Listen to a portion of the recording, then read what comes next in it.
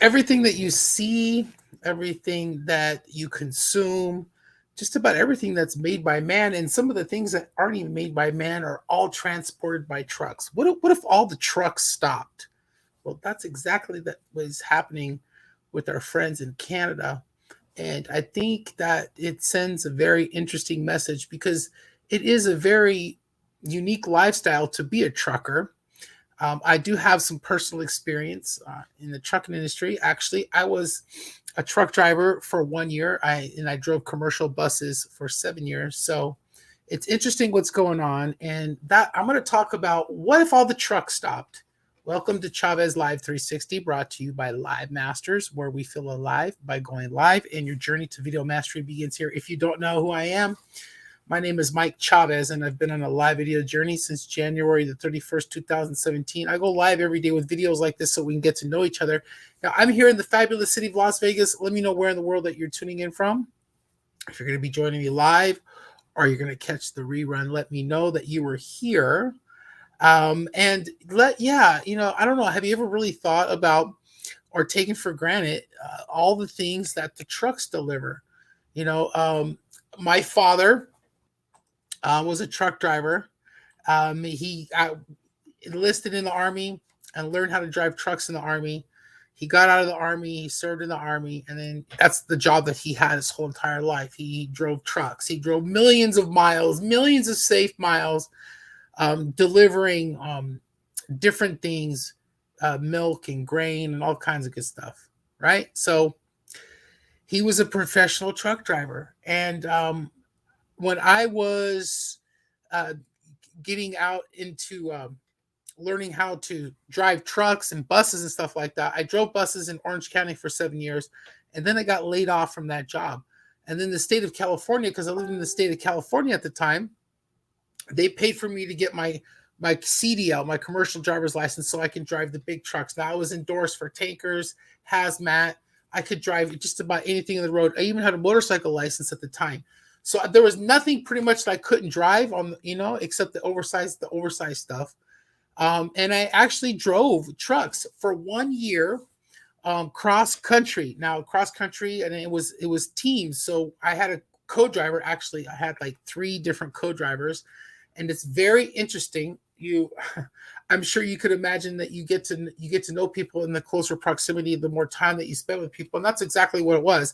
It was two of us where we drove cross country, literally. We would drive we were legally allowed to drive for 11 hours. We drive up to 10 hours, and then we would switch drivers, and then we'd go to sleep in the truck. And it's not easy to sleep in the truck. It's just not easy. It's something that you have to get used to. I definitely had to get used to it, because and then the lifestyle is not good because you're on the road all the time. And even though we had a fridge and a little microwave, and we would have to basically just go to Walmart to get food. But we did. We ate a lot of truck stops and stuff like that. They don't have a lot of healthy food at truck stops. So I did that for a year, and I really enjoyed it. It was a dream of mine to see the whole entire United States and drive cross country, and I got to do that, and I got to get paid for it. But I realized that the truckers have such a big influence, right? Now, obviously, now like what's going on in Canada. Now they were required to get something that we all know. I'm not going to mention this video because it's bad enough the reach on this, the way that Facebook is sometimes when you say certain things.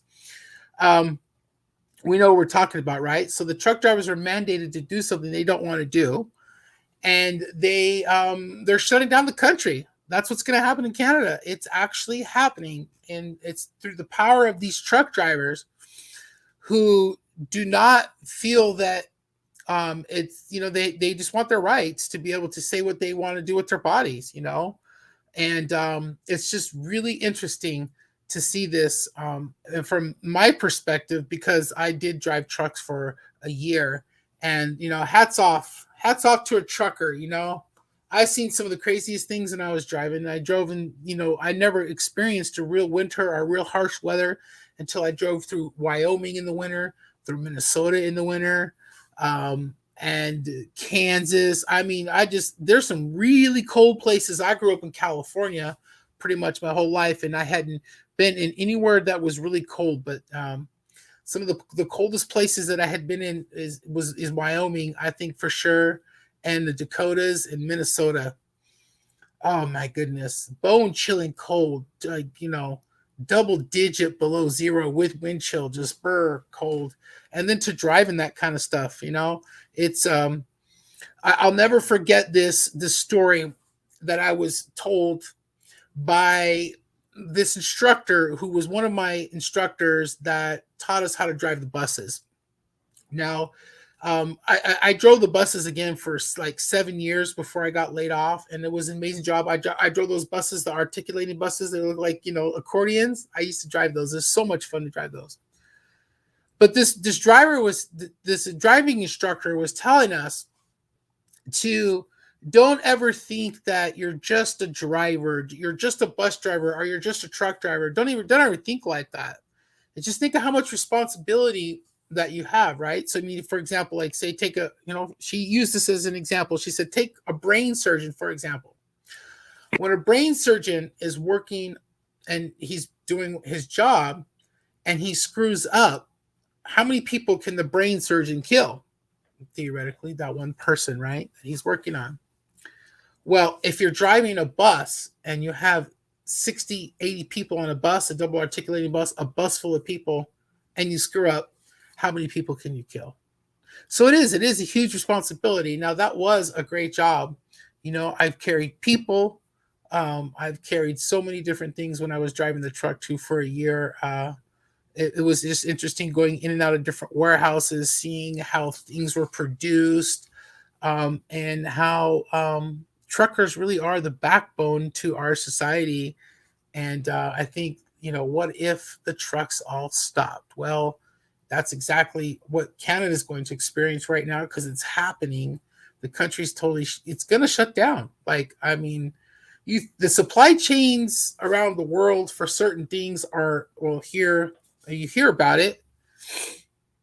You hear about it all the time. The supply chain is this and the supply chain is that. But I got to tell you, quite frankly, I just have not really seen it here where I am in Vegas. I mean,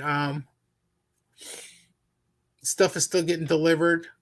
All the stuff that we ordered through my business. There's food on the shelves at the grocery store. There's plenty of toilet paper. There's plenty of water, right?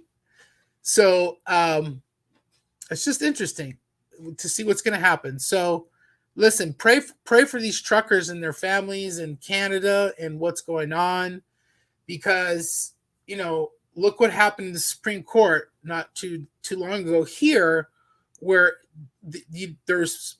they got the mandates kicked out. So if they weren't kicked out, with the truckers here, they want to go on strike. They wanted to shut it down too. So if they mandated the truckers here to do the same thing. So it's very interesting times that we live in. And I think sometimes that when certain groups of people, because you just think about it this way, the CB radios still are like one of the best ways that truckers communicate with each other. It's a really cool thing. It's a cool experience to hear how people talk to each other. There's a certain language and the whole thing. That's all really cool. And you just imagine the chatter that's going on as thousands and thousands of trucks are just converging on one place in Canada to go protest what's going on.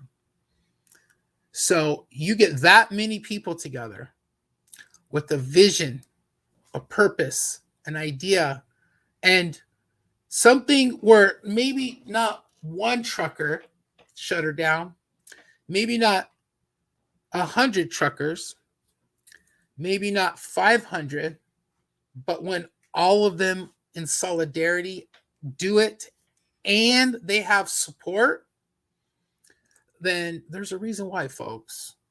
And when things like that happen, things happen and change will happen. And I really believe that that's what's going to happen. because they have a lot more leverage than the government of Canada might think. So we'll pray for our Canadian friends again, pray for the truckers, pray for everybody, just pray for the world. It's crazy times that we live in. At the end of all of my videos, I always send out an open invitation to continue the conversation about networking here online and building amazing relationships with people. That's really what I'm here to do, is help people do that through our communities that we have available with so much value free to you to come and check out. If you're interested in that, put a question mark in the comments, and I would love to invite you to some of the exciting things that we're doing. But please support your truckers. Be patient with them, especially like when you're driving, you're getting on the freeway. Let them over, let them in, give them some space. I mean, for goodness sake, they are hauling 80,000 pounds sometimes of stuff, and they just can't stop on a dime, like the little car that some people are driving in that cuts trucks off. So anyways, I will talk to you tomorrow with a brand new video. Thank you so much for tuning in tonight. And like I always like to say, when you give your eyeballs and your ears to me, it humbles and blesses me that you spending some time with me here tonight. And I want you to stay safe, stay healthy. God bless you. All right. I'll talk